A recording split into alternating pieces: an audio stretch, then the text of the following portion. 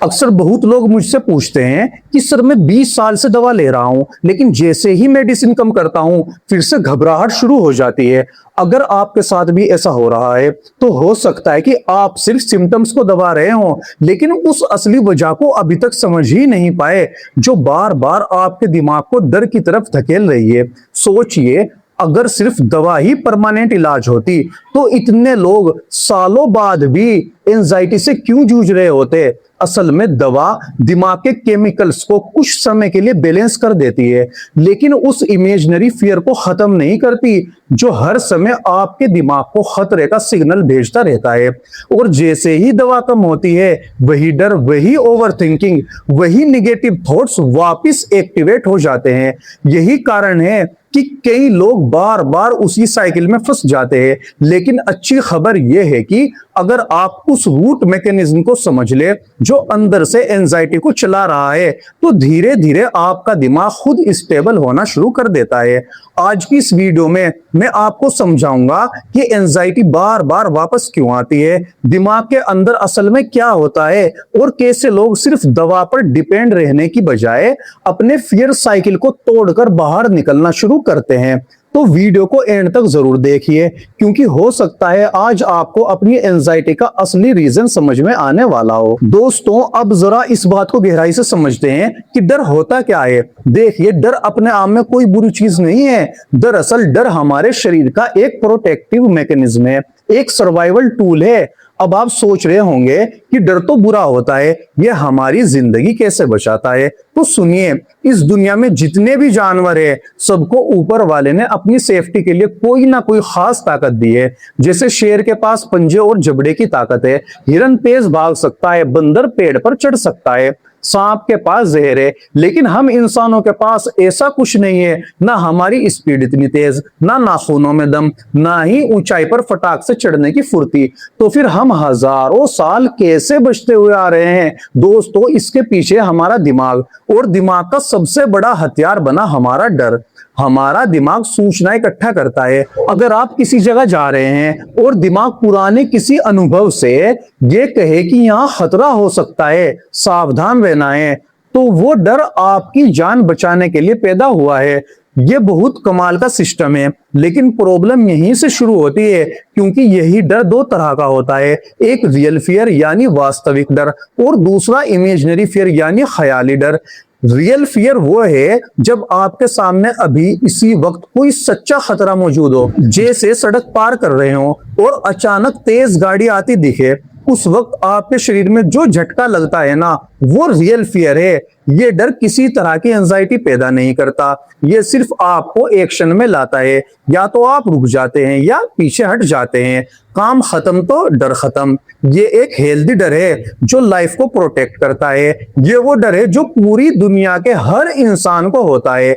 जैसे ऊंचाई से सीधे नीचे कूदना है तो हर कोई डरेगा, बिजली का खुला तार है तो सब पीछे हटेंगे, जलती हुई आग है तो हाथ डालने से हर कोई डरेगा। ये डर यूनिवर्सल है और यही डर हमें जिंदा रखता है। अब दूसरा है इमेजिनरी फियर, मतलब असल में खतरा नहीं है, पर दिमाग पूरी फिल्म बना चुका है। जैसे आपकी सारी मेडिकल रिपोर्ट नॉर्मल है, लेकिन सीने में हल्का सा पेन हुआ तो दिमाग बोला कि हार्ट अटैक आ जाएगा। बेसमेंट में जा रहे हैं, वहां दम घुटने का डर है। फ्लाइट में है, लगता है ऑक्सीजन खत्म हो जाएगी। मीटिंग में बैठे हैं तो सोच रहे हैं कि मैं कुछ बोलूंगा तो मेरे बारे में लोग गलत सोचेंगे। ये सब कुछ एक्चुअली हो नहीं रहा है, फिर भी आप घबरा रहे हैं। यही इमेजिनरी फियर है और यही बेवजह की एंजाइटी पैदा करता है। तो याद रखिए दोस्तों कि जो डर सामने मौजूद खतरे से बचाता है वो रियल फियर है, और जो डर सिर्फ दिमाग की कल्पना में पल रहा है वो इमेजिनरी फियर है। यह ख्याली डर आपको रोकता है और बेचैन करता है। बस आप इस फर्क को पकड़ लीजिए, आधी से ज्यादा टेंशन वहीं खत्म हो जाएगी। तो अब सबसे पहले रियल फियर को देखते हैं। जैसे सामने करंट का तार पड़ा है, आप उसे छूओगे तो झटका लगेगा। ये डर सबके लिए एक जैसा है, चाहे कोई कितना भी पॉजिटिव सोचने वाला हो या निगेटिव सोचने वाला हो। आग सबको बराबर जलाती है, ये यूनिवर्सल है। और इसका एक ठोस सॉल्यूशन भी है, वो ये है कि अगर हमें डर है बिजली के तार को छूने से, तो तार को मत छुओ, बच के रहो। अब जैसे ही सॉल्यूशन मिला, दिमाग शांत हो जाता है कि खतरा टल गया है। अब दूसरी तरफ इमेजिनरी फियर को देखते हैं। मान लो आप लिफ्ट में चढ़ रहे हो और साथ में 10 लोग भी है जो बिल्कुल नॉर्मल है, लेकिन आपको अचानक लगने लगा कि सांस नहीं आएगी, घुटन होगी। अगर ये डर सिर्फ आपको हो रहा है और बाकियों को नहीं है, तो ये डर ख्याली है। और जब डर ही काल्पनिक है, तो उसका कोई असली सॉल्यूशन निकल ही नहीं सकता, क्योंकि प्रॉब्लम ही हवा में है। प्रॉब्लम केवल हमारी सोच में है, असलियत में कुछ भी नहीं है। अब दोस्तों यहीं से शुरू होता है दिमाग का वो खतरनाक खेल, जिसमें दिमाग इमेजिनरी फियर को रियल मान लेता है और लगातार सॉल्यूशन ढूंढने लगता है। आप जितना सॉल्यूशन ढूंढोगे वो नहीं मिलेगा तो और घबराहट बढ़ेगी, दिमाग चलता रहता है, ओवर थिंकिंग होती रहती है, फिर ऑक्सीडेटिव स्ट्रेस बढ़ता है, ब्रेन में फ्री रेडिकल्स बढ़ते हैं, न्यूरॉन्स में सूजन आती है और सेरोटोनिन, डोपामिन जैसे हैप्पी केमिकल्स का लेवल गिरने लगता है। बस फिर क्या, एंजाइटी शरीर पर हावी हो जाती है और फिर सिर भारी होने लगता है, चक्कर आने लगते हैं, सांस लेने में दिक्कत महसूस होती है, धड़कन तेज हो जाती है, पेट फूलने लगता है और पूरे दिन थकान रहती है, बीपी लो या ज्यादा रहता है। ये सारे लक्षण आपके ऑटोनोमिक नर्वस सिस्टम के अनयूजुअल रूप से एक्साइटेड हो जाने की वजह से होते हैं। तो याद रखिए दोस्तों कि रियल फियर कभी एंजाइटी नहीं देता, क्योंकि उसके एक्शन का रास्ता साफ है। लेकिन इमेजिनरी फियर में हम एक्शन नहीं ले पाते हैं, बस सोचते रहते हैं और यही सोच हमें बीमार बनाती है। जैसे अगर फ्लाइट में सिर्फ हमें डर लग रहा है जबकि सब लोग आराम से बैठे हुए हैं, या भीड़ में सिर्फ हमें घुटन महसूस हो रही है, या यूं ही कुछ बुरा होने का एहसास सिर्फ हमें है और बाकी सब नॉर्मल है।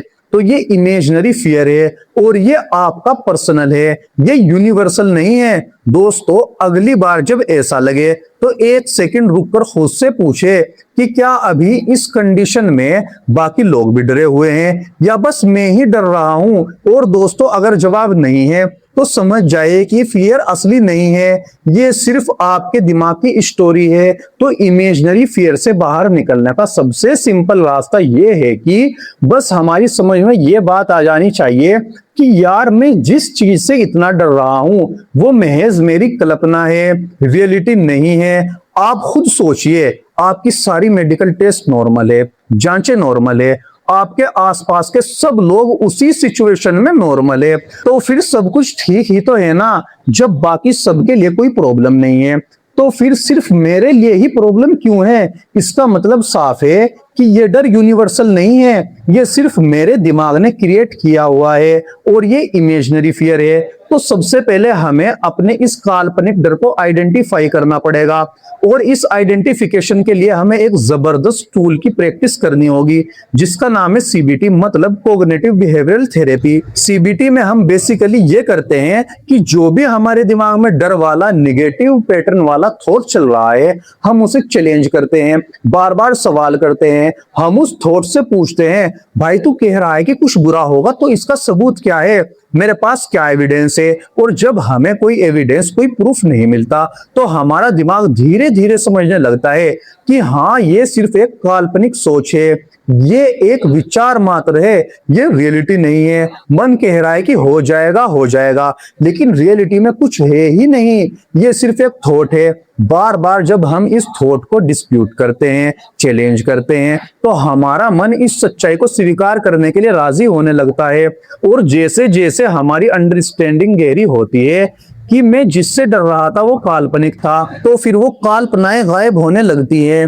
दिमाग ओवर थिंकिंग में जाना बंद कर देता है, क्योंकि जब डर ही नहीं कल्पनाएं हैं तो उनसे बाहर निकलने का कोई उपाय करने की जरूरत ही नहीं है। जब कोई उपाय नहीं करना तो दिमाग अपने आप शांत होने लगता है, ओवर थिंकिंग खत्म, स्ट्रेस खत्म, और इससे हमारे हैप्पी हॉर्मोन्स का लेवल बढ़ने लगता है।